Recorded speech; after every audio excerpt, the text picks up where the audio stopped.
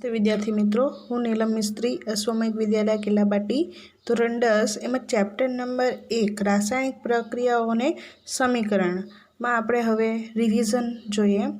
તો રિવિઝનમાં આપણે મહત્ત્વના મુદ્દા જ જોઈશું. તો રાસાયણિક પ્રક્રિયાઓ, બરાબર. તો રાસાયણિક પ્રક્રિયાઓ થાય છે એવું આપણે ક્યારે કહી શકીએ?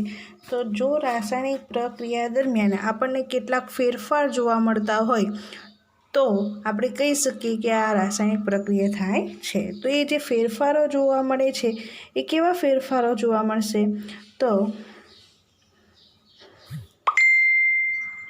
કેવા ફેરફારો જોવા મળશે? તો એમાં પહેલું, પદાર્થની ભૌતિક અવસ્થા બદલાય છે, બરાબર.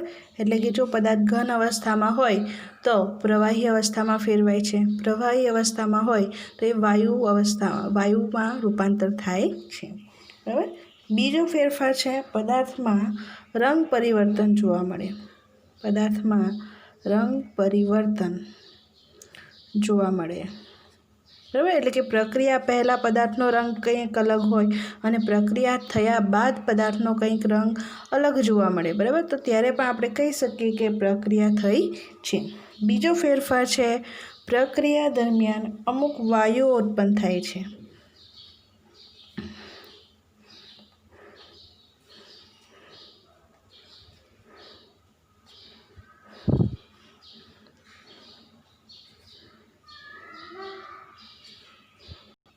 પ્રક્રિયા દરમિયાન અમુક વાયુઓ ઉત્પન્ન થાય છે. ચોથું છે પ્રક્રિયા દરમિયાન તાપમાનમાં ફેરફાર. એટલે કે કેટલીક પ્રક્રિયા એવી હોય કે જેમાં તાપમાનનો વધારો થતો હોય અને કેટલીક પ્રક્રિયા એવી પણ હોય છે કે જેમાં તાપમાન નીચું આવી જતું હોય છે, બરાબર. તો તેવા સમયે આપણે એવું કહી શકીએ કે અહીં રાસાયણિક પ્રક્રિયા થઈ છે. હવે આ જે રાસાયણિક પ્રક્રિયા થાય છે તો એ રાસાયણિક પ્રક્રિયાને આપણે જે સમીકરણ વડે દર્શાવીએ છીએ એને આપણે રાસાયણિક સમીકરણ તરીકે ઓળખીએ છીએ, બરાબર. તો આ રાસાયણિક સમીકરણ કેવી રીતે લખાય? બરાબર. તો જો ધારો કે તમને એવું કહેવામાં આવે કે મેગ્નેશિયમ અને ઓક્સિજન વચ્ચે પ્રક્રિયા થાય, બરાબર, અથવા તો એવું કહેવામાં આવે કે મેગ્નેશિયમની પટ્ટીનું ઓક્સિજનની હાજરીમાં દહન થતાં મેગ્નેશિયમ ઓક્સાઇડ બને છે, બરાબર. તો આ જે વર્ણન છે એ વર્ણનને જો તમારે સમીકરણ સ્વરૂપમાં લખવું હોય તો કેવી રીતે લખી શકાય? તો રાસાયણિક સમીકરણ આપણે આ મુજબ લખી શકીએ કે મેગ્નેશિયમની પટ્ટીનું ઓક્સિજનની હાજરીમાં દહન થાય છે, બરાબર. એટલે કે મેગ્નેશિયમની સંજ્ઞા છે Mg વત્તા ઓક્સિજનની સંજ્ઞા છે O2, બરાબર. અને પ્રક્રિયા થઈ શું મળે છે? તો આપણને જણાવ્યું છે કે મેગ્નેશિયમ ઓક્સાઇડ મળે છે, બરાબર. એટલે કે આપણે ધોરણ 9માં અણુસૂત્ર બનાવતા શીખી ગયેલા છે, બરાબર. તો મેગ્નેશિયમ ઓક્સાઇડનું અણુસૂત્ર શું થશે? MgO. ઓકે. તો અહીં જે રાસાયણિક પ્રક્રિયા છે રાસાયણિક પ્રક્રિયા આ તીર વડે દર્શાવવામાં આવે છે, બરાબર. તો તીરની આ તરફ જે પણ લખવામાં આવે એ શું હશે? પ્રક્રિયકો, બરાબર. એટલે કે ડાબી તરફ જે લખવામાં આવે એ શું કહેવાય? પ્રક્રિયકો. અને જમણી તરફ જે લખવામાં આવે એને શું કહેવામાં આવશે? નિપજો કહેવામાં આવે છે, બરાબર. હવે જો પ્રક્રિયકો અને નિપજોની સંખ્યા એક કરતાં વધારે હોય તો એમાં વચ્ચે વત્તાની નિશાની વડે લખવા. જેમ કે અહીંયા આપણે જોયું કે પ્રક્રિયકમાં મેગ્નેશિયમ પણ છે અને ઓક્સિજન પણ છે, બરાબર. તો આપણે વચ્ચે વત્તાનું ચિહ્ન દર્શાવ્યું છે. ઓકે. હવે આપણે આ જે રાસાયણિક સમીકરણ લખ્યું છે તો એ રાસાયણિક સમીકરણને આપણે સમતોલિત કેવી રીતે કરી શકાય એના વિશે શીખીએ, બરાબર. તો અહીંયા તમે જોઈ શકો છો કે જ્યારે સમીકરણને સંતુલિત કરવામાં આવે ત્યારે શું જોવામાં આવે? તો આ જે તીર છે એ તીરની બંને તરફ જે પણ અણુ પરમાણુ હોય છે એની સંખ્યા કેવી હોવી જોઈએ? સરખી હોવી જોઈએ, બરાબર. તો જ એને શું કહેવાશે? સમતોલિત સમીકરણ કહેવાય, બરાબર. અહીંયા તમે જોઈ શકો છો મેગ્નેશિયમની સંખ્યા કેટલી છે? એક જ છે. અને અહીંયા મેગ્નેશિયમની સંખ્યા કેટલી છે? એક જ છે, બરાબર. એટલે બંને તરફ મેગ્નેશિયમની જે સંખ્યા છે એક સમાન છે, બરાબર. પરંતુ પ્રક્રિયકમાં તમે ઓક્સિજનની સંખ્યા જુઓ તો ઓક્સિજનની સંખ્યા કેટલી છે O2 બરાબર, એટલે ઓક્સિજનની સંખ્યા 2 છે, જ્યારે અહીંયા માત્ર O છે બરાબર, એટલે કે અહીંયા ઓક્સિજનની સંખ્યા કેટલી છે 1 જ છે બરાબર. એટલે આ જે સમીકરણ આપણે દર્શાવેલું છે એ સમીકરણ આપણે સંતુલિત સમીકરણ કહી શકીએ નહીં, કારણ કે બંને તરફ ઓક્સિજનની સંખ્યા કેવી છે અસમતુલિત છે બરાબર. તો એને સમતુલિત કરવા માટે શું કરવામાં આવશે, તો રાસાયણિક સમીકરણને સંતુલિત કરવા માટે તમને કેટલાક સોપાન આપ્યા છે બરાબર. તો એ સોપાન આપણે ઉદાહરણ સહિત સમજીએ. ધારો કે આપણે એમ સમીકરણ સંતુલિત કરવા માટેનું એક ઉદાહરણ લઈ લઈએ. Fe + H2O gives Fe3O4 + H2 બરાબર. આ સમીકરણને જો આપણે સંતુલિત કરવું હોય તો એના માટે પહેલું સોપાન છે સોપાન નંબર 1 બરાબર. અને એ પહેલું સોપાન શું છે, તો આ સમીકરણને સંતુલિત કરવા માટે સૌપ્રથમ આપણે પ્રત્યેક સૂત્રને ખાનામાં મૂકવા બરાબર. દર્શાવું તમને. આપણું આ સમીકરણ છે એને આપણે સંતુલિત કરવાનું છે. તો પહેલાં સોપાનમાં શું કરવાનું છે, તો પ્રત્યેક સૂત્ર બરાબર, પ્રત્યેક સૂત્ર એટલે કે Fe છે, H2O છે, Fe3O4 છે અને H2 છે, દરેકને આપણે શેમાં મૂકવાના છે, ખાનામાં બોક્સમાં મૂકવાના છે બરાબર. આ રીતે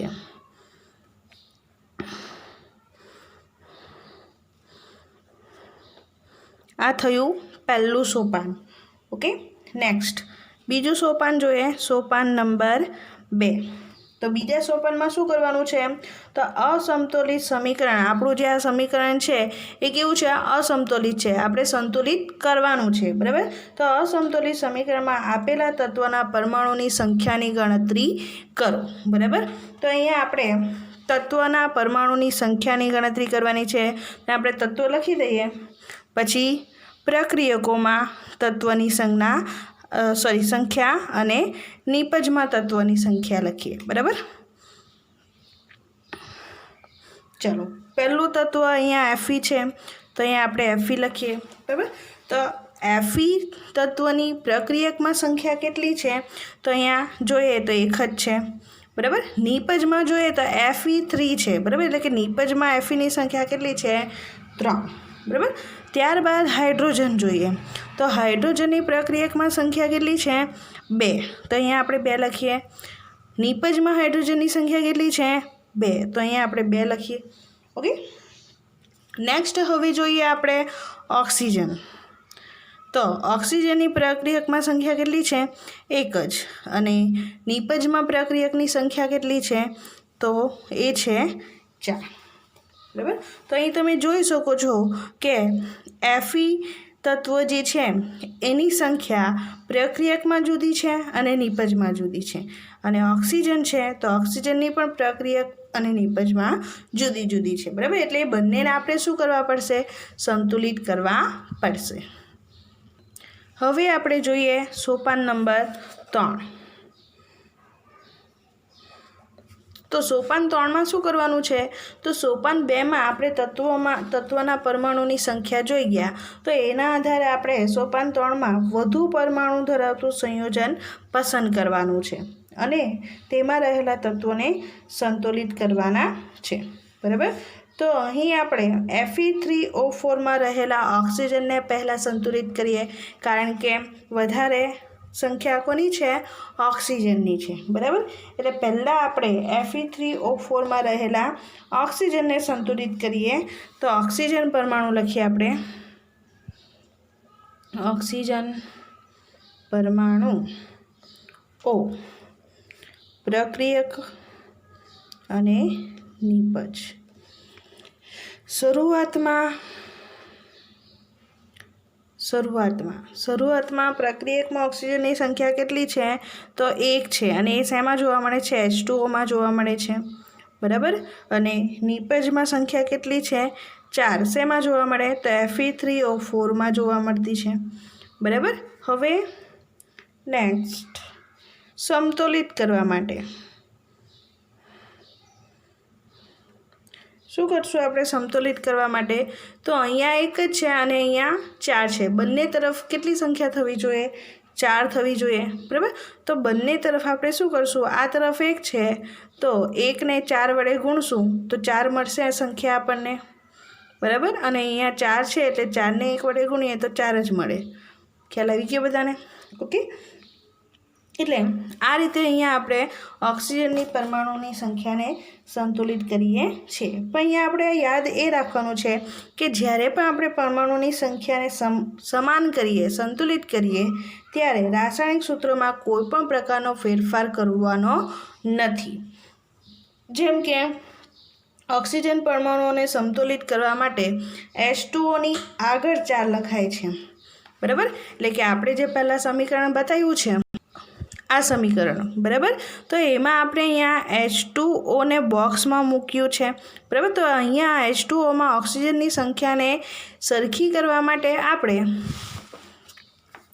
H2O4 આ રીતે લખવાનું નથી, પણ કઈ રીતે લખવાનું છે, તો આપણે બોક્સમાં H2O લખેલું છે તો H2Oના બોક્સની બાજુમાં આગળ આપણે 4 વડે એને ગુણવાનું છે, ઓકે। માટે આપણે સમીકરણ લખશું તો સમીકરણ કેવી રીતે લખાશે, તો સમીકરણ આ રીતે લખાશે, Fe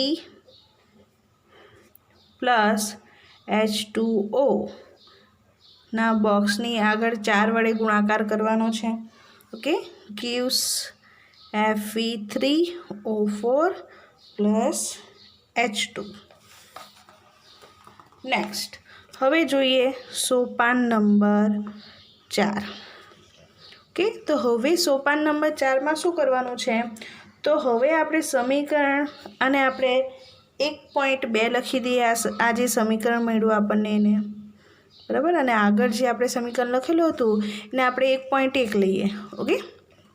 તો હવે સમીકરણ 4માં શું કરવાનું છે, તો સમીકરણ 1.2માં હજુ આપણે હાઇડ્રોજન અને Fe સમતોલિત નથી, બરાબર। એટલે અહીંયા તમે જુઓ તો હવે આ સમીકરણમાં જુઓ તો અહીંયા Fe 1 છે અને અહીંયા Fe 3 છે, બરાબર। હવે ઓક્સિજનને સંતુલિત કરવા માટે આપણે અહીંયા H2O ને 4 વડે ગુણીએ છીએ, તેના કારણે શું થશે, ઓક્સિજન સાથે શું છે, હાઇડ્રોજન, બરાબર। તો અહીંયા 4 વડે ગુણાકાર ઓક્સિજનનો થાય છે તો એની સાથે રહેલા હાઇડ્રોજનનો ગુણાકાર પણ કેટલા વડે થશે, 4 વડે થશે, બરાબર। એટલે હાઇડ્રોજનની સંખ્યા હવે કેટલી થઈ જશે, તો હાઇડ્રોજનની સંખ્યા 4 દુ 8 થઈ જશે, બરાબર। અહીંયા H2 તો છે જ, બરાબર। એટલે 2 વડે કોનો ગુણાકાર થશે, 4નો, એટલે 4 દુ 8, જ્યારે અહીંયા હાઇડ્રોજનની સંખ્યા કેટલી છે, 2 જ છે, બરાબર। એટલે હજુ પણ આપણું આ જે સમીકરણ મળ્યું એમાં Fe અને હાઇડ્રોજનને આપણે સમતોલિત કરવાના છે। તો હવે Fe અને હાઇડ્રોજનમાં કયા તત્વની સંખ્યા વધારે છે, તો અહીંયા 8 હાઇડ્રોજન છે અને અહીંયા 3 Fe છે, બરાબર। તો હાઇડ્રોજનની સંખ્યા વધારે છે એટલે પહેલાં આપણે કોને સંતુલિત કરશું, તો હાઇડ્રોજનને, ઓકે। તો હવે ફરીથી જેવી રીતે આપણે ઓક્સિજનનું કર્યું એવી રીતે હાઇડ્રોજનના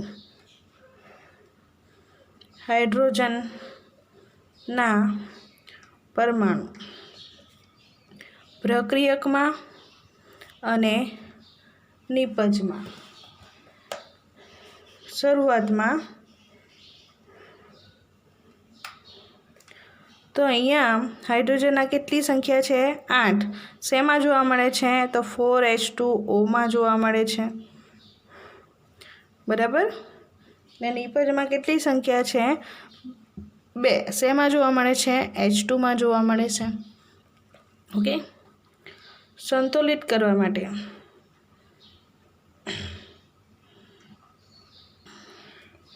તો સંતુલિત કરવા માટે શું કરશું આપણે, તો અહીંયા 8 છે અને અહીંયા 2 છે, તો આપણે એવી સંખ્યા વડે ગુણાકાર કરવાનો કે જેથી શું થશે, તો બંને બાજુ હાઇડ્રોજનની સંખ્યા કેવી થવી જોઈએ, સરખી થવી જોઈએ। હવે અહીંયા 8 છે, બરાબર। તો આ તરફ આપણે 8 કરવા માટે શું કરી શકીએ, તો અહીંયા 2નો ગુણાકાર 4 વડે કરીએ તો આપણને 8 મળે, બરાબર। અને અહીંયા તો 8 છે જ ઓલરેડી, બરાબર। એટલે અહીંયા આપણે કોઈ પણ સંખ્યા વડે ગુણાકાર કરશું નહીં, ઓકે। અથવા તો આપણે આ રીતે પણ લખી શકીએ, બરાબર. એટલે એનો મિનિંગ શું થઈ ગયો કે નિપજમાં રહેલા જે H2 છે એ H2ને આપણે કેટલા વડે ગુણવા પડે? તો 4 વડે ગુણવું પડે. બરાબર. તો જ બંને તરફ હાઇડ્રોજનની સંખ્યા સંતુલિત થાય. બરાબર. એટલે હવે આ જે સમીકરણ છે આપણે કેવી રીતે લખી શકીએ? તો Fe plus 4H2O gives Fe3O4 plus 4H2 આ રીતે લખાય. બરાબર. અહીંયા મેં બોક્સ દોરવાનું બાકી રહી ગયું છે. બરાબર. તો હવે બંને તરફ હાઇડ્રોજનની સંખ્યા સંતુલિત થઈ ગઈ. હવે આપણે આ જે સમીકરણ મળ્યું એને આપણે 1.3 કહીએ. તો હવે સોપાન નંબર 5. બરાબર. હવે સોપાન 5 જોઈએ તો સોપાન 5માં શું બાકી રહી ગયું? હવે તો અહીંયા આપણે હાઇડ્રોજનને સંતુલિત કરી દીધો. બાકી શું રહ્યું? Fe. બરાબર. તો સોપાન 5માં શું કરવાનું છે? તો સમીકરણ 1.3માં બાકી રહેલા આયનને આપણે સંતુલિત કરવાનું છે. બરાબર. તો બાકી રહેલા આયનને સંતુલિત કરવા માટે પણ આ રીતે જ આપણે કરશું. બરાબર. જે રીતે હાઇડ્રોજનનું કરી ગયા છે એ જ રીતે. ઓકે. તો એ રીતે જો આપણે આયનને સંતુલિત કરીએ તો આ તરફ આયનની સંખ્યા 1 જ છે અને આ તરફ કેટલી છે? 3. બરાબર. એટલે અહીંયા બંને તરફ સરખી કરવા માટે આપણે શું કરશું? તો પ્રક્રિયકમાં રહેલા આયનને જો 3 વડે ગુણાકાર કરીએ તો આપણને બંને તરફ સરખી સંખ્યા મળી જશે. ઓકે. એટલે હવે આપણે જે સમીકરણ લખીએ તે કેવી રીતે લખાશે? તો આ રીતે 3Fe plus 4H2O gives Fe3O4 plus 4H2. બરાબર. તો આ જે સમીકરણ મળ્યું આપણને એ કયું સમીકરણ મળ્યું? તો સંતુલિત સમીકરણ મળ્યું. બરાબર. હવે આપણે જોઈએ સોપાન નંબર 6. સોપાન નંબર 6. તો સોપાન નંબર 6માં શું કરવાનું છે?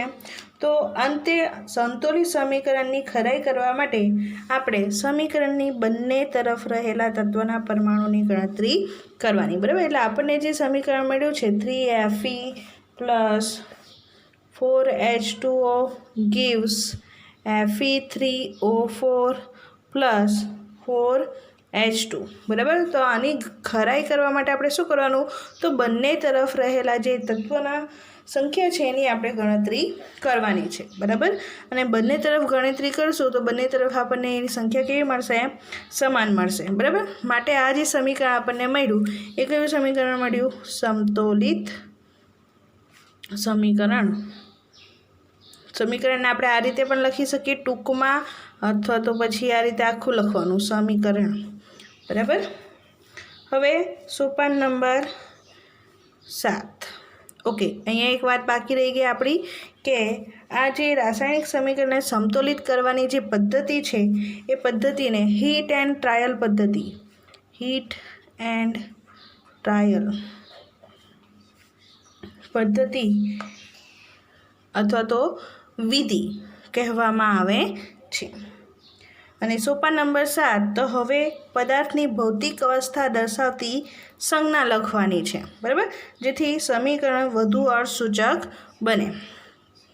જેમ કે વાયુ માટે G, પ્રવાહી માટે L અને ઘન માટે S તથા જલીય માટે શું લખાશે? એક્વિયસ. વાયુ માટે શું લખાય? G, પ્રવાહી માટે L, ઘન માટે S અને જલીય દ્રાવણ એટલે કે પાણીમાં બનાવેલા જે દ્રાવણ હોય છે એના માટે AQ, એક્વિયસ જેવા સંકેતો દર્શાવવામાં આવે છે. બરાબર. માટે આ જો આપણું જે સમીકરણ સમતોલિત કર્યું એને જો આપણે આ ભૌતિક અવસ્થા દર્શાવીને આપણે સંતુલિત સમીકરણ લખવું હોય તો કેવી રીતે લખાશે? આ રીતે 3Fe, Fe ઘન સ્વરૂપે હોય લોખંડ. બરાબર. એટલે સોલિડ. પછી 4H2O ગેસ એટલે કે આ Feની પાણીના વરાળ સાથે પ્રક્રિયા થાય તો શું મળશે? Fe3O4 ફેરિક ઓક્સાઇડ મળે છે જે પણ ઘન સ્વરૂપે જ હોય છે. અને 4H2 ગેસ. બરાબર. હાઇડ્રોજન વાયુ સ્વરૂપે છૂટો પડે છે. હવે ઘણી વખત પ્રક્રિયાની પરિસ્થિતિઓ જેવી કે તાપમાન છે, દબાણ છે, ઉદ્દીપક વગેરે પણ તીરની ઉપર અથવા તો એની નીચે લખવામાં આવતા હોય છે, બરાબર. કેટલીક વખત આ જે રાસાયણિક પ્રક્રિયા થતી હોય છે એ ચોક્કસ તાપમાને થતી હોય, ચોક્કસ દબાણે થતી હોય છે, બરાબર. તો એ બધી જે કન્ડિશન હોય છે, પરિસ્થિતિ હોય છે, એ પરિસ્થિતિને ક્યાં લખવામાં આવે છે? તો આ જે તીર હોય છે તીરની ઉપર અથવા તો નીચે લખવામાં આવે છે. જેમ કે અહીંયા એક ઉદાહરણ તમને આપ્યું છે કે કાર્બન મોનોક્સાઇડ વાયુની હાઇડ્રોજન વાયુ સાથે પ્રક્રિયા થાય, બરાબર. તો એ પ્રક્રિયા કઈ પરિસ્થિતિમાં થશે?